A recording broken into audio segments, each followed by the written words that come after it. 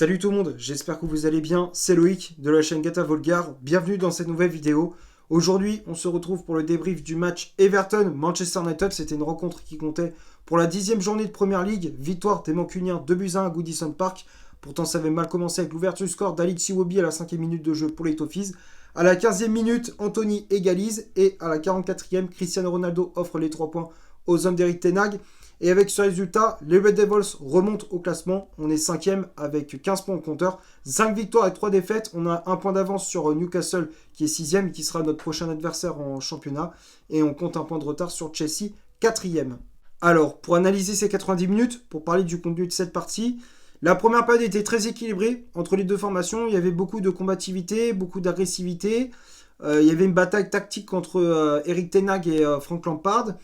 L'entame de match est plus en faveur des joueurs d'Everton. Ils ouvrent très rapidement le score grâce à Haiti Oubi à la 5e minute de jeu, suite à une perte de balle de Casemiro au milieu de terrain. C'est intercepté par Onana, qui trouve une solution avec Demar Gray, qui décale dans l'axe Haiti Oubi, qui enchaîne avec une frappe enroulée. Pleine lucarne, Derrea est battu. 1-0 pour les hommes de Frank Lampard. United qui réagit tout de même avec des occasions de Bruno Fernandes, de Anthony ou encore de Rashford. On tombe sur un très bon Jordan Pickford. Et à force de pousser, on est récompensé de nos efforts avec le but d'Anthony à la 15e minute de jeu, suite à une perte de balle de l'ancien parisien Idrissa Gueye. Décidément, les milieux, ils avaient du mal à conserver le ballon. C'est intercepté par Bruno Fernandes qui donne le ballon dans l'axe à Martial. Et puis le Français qui lance dans la profondeur Anthony, qui a plus qu'à ajuster Jordan Pickford d'une frappe croisée, plat du pied, rien à dire, le but est très propre. Un partout, donc on remet les compteurs à 0 grâce au but du Brésilien. Un petit coup dur pour nous, un gros coup dur même, puisqu'on perd Martial sur blessure, et donc c'est Ronaldo qui fait son entrée en jeu. On continue de pousser pour mettre le deuxième avec Eriksen, Bruno Fernandes ou encore Cristiano Ronaldo. Jordan Pickford, pardon, qui fait des arrêts clés pour maintenir Everton en vie. Et donc à la 43e, plus précisément à la 44e, le but de CR7 sur une passe en profondeur de Casemiro. Le Portugais qui prend de vitesse la défense d'Everton et ajuste parfaitement le gardien des Toffees d'un plat du pied gauche, rien à dire. Le but est également propre.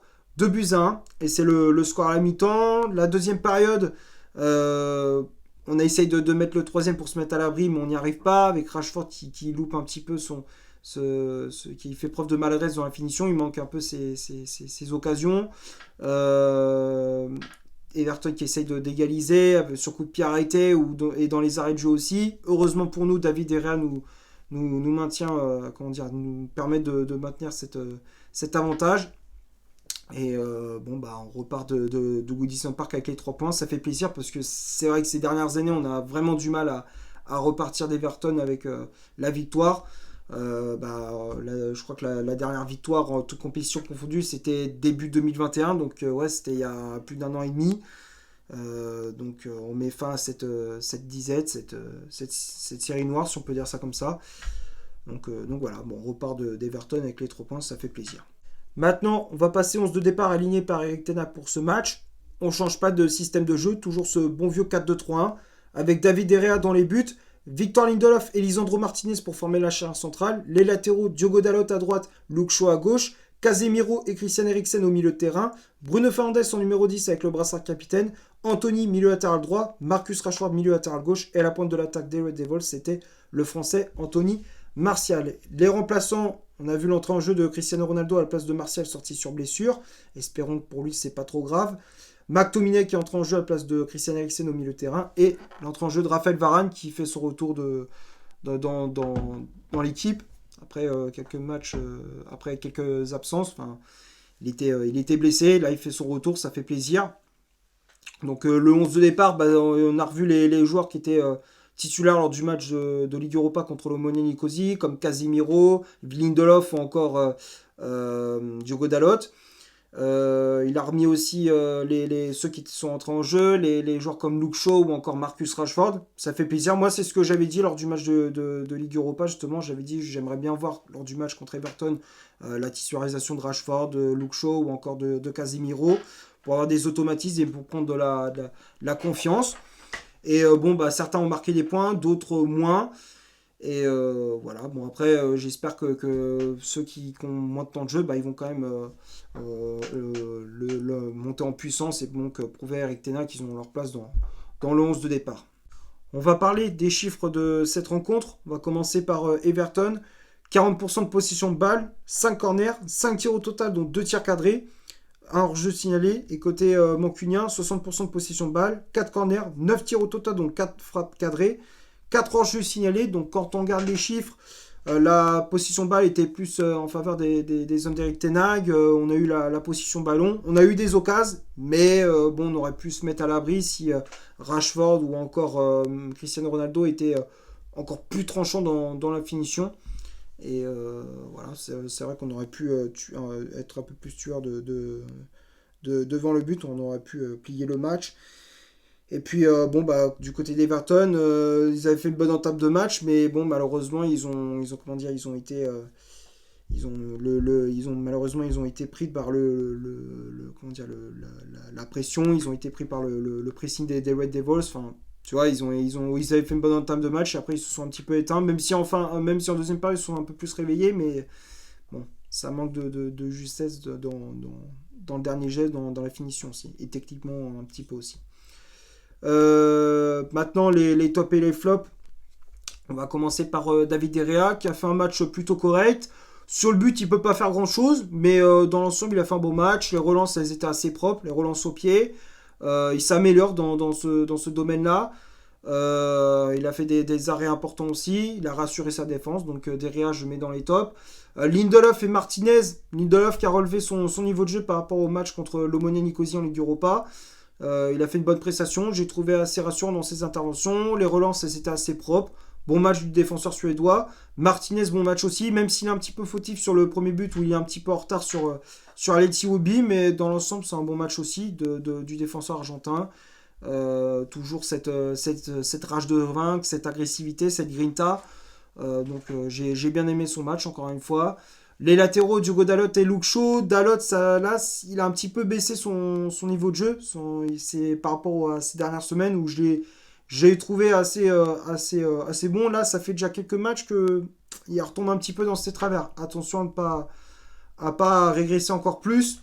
J'espère qu'il va se rendre compte de ça et qu'il va relever son niveau de jeu. Donc, parce qu'on voyait défensivement, il était souvent en retard. Offensivement, c'était pas trop ça. Un peu en dessous par rapport à d'habitude. Là, c'est vrai que ces derniers temps, il était bien. Là, ça fait déjà quelques matchs qui régressent un peu. Il retombe un petit peu dans ses travers. Donc Dalot, je mets dans les flops. Luke Shaw, j'ai bien aimé son match. Défensivement, il a apporté beaucoup de combativité, beaucoup d'agressivité. J'ai trouvé un peu plus fit.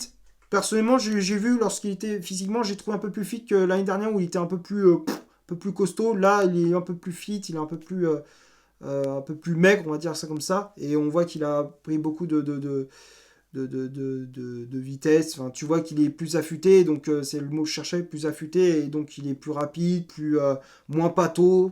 C'est ce qu'on attend de lui, et moi j'ai trouvé très intéressant. J'espère revoir le Luke Shaw qu'on avait vu il y a 2 ans, celui qui était vraiment qui était au top de sa forme. Tu te souviens, la saison 2020-2021, bah, moi j'aimerais bien le revoir à ce niveau-là. Luke Shaw, défensivement, comme je disais, costaud, solide, costaud. Et offensivement, il a adressé de bons centres. Même si dans le dernier geste, bon, il devrait faire un peu mieux, mais il doit faire mieux. Mais sinon, dans l'ensemble, ça va. Bon match de Luke Shaw. Casemiro et Eriksen, ça a été compliqué. Compliqué pour Casemiro qui alternait le bon et le moins bon. Fautif sur le premier but où il perd le ballon un peu bêtement. Alors c'est vrai qu'il y a un manque de communication, mais ouais, c'était il perd le ballon. C'est lui qui est un peu fautif sur le premier but des Toffees. Après, il est quand même pas sûr décisif sur le but de CR7, donc il se rattrape un peu de son erreur. Bon, on va dire qu'il n'a pas été exceptionnel, mais je m'attends à une meilleure prestation. J'attends une meilleure prestation de la part de Casemiro lors des prochaines rencontres. Donc je le mets dans les tops, mais peut mieux faire. Peut mieux faire pour le milieu brésilien.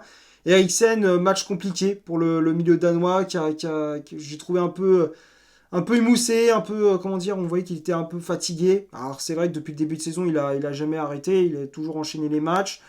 Donc ça a été, ouais, donc c'est peut-être aussi la fatigue. Physiquement, il pêchait, sur les replis défensifs, il a eu du mal à revenir. Donc voilà, donc Eriksen, je mets dans mes flops. Bruno Fernandes qui a pas fait un mauvais match.